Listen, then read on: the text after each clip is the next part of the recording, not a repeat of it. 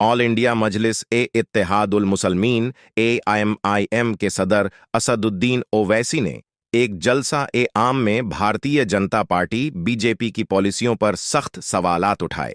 उन्होंने कहा, पिछले 10 सालों में BJP ने मुल्क को क्या दिया है, अवाम को इसका हिसाब मिलना चाहिए। ओवैसी ने रोजगार और नौजवानों की हालत पर तशवीश जाहिर करते हुए कहा, आज मुल्क के नौजवान बेरोजगारी से परेशान हैं।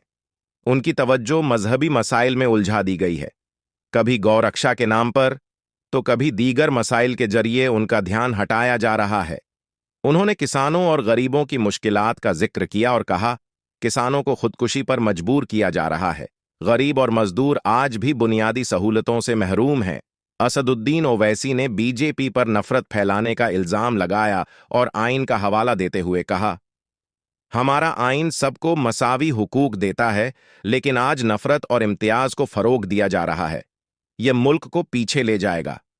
उन्होंने महाराष्ट्र में BJP की हिकमत-ए-अमली पर सवाल उठाते हुए कहा कि जब हुकूमत के पास अवाम को दिखाने के लिए कोई ठोस काम नहीं होता तो वह मजहब और नफरत के नाम पर वोट हासिल करने की कोशिश करती है।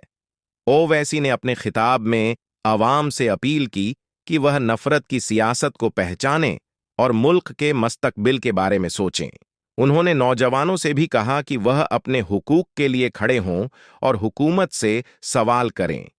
यह बयान एक बार फिर इस बात को उजागर करता है कि मुल्क में सियासी और समाजी मसाइल पर साफ और वाज़ेह बहस की सख्त जरूरत है।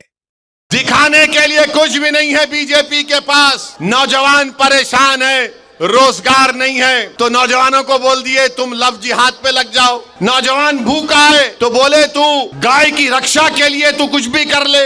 मैं पूछना चाह रहा हूं, 10 साल में BJP ने देश को क्या दिया? इस देश के गरीब नौजवानों को क्या दिया? इस देश के किसानों को क्या दिया?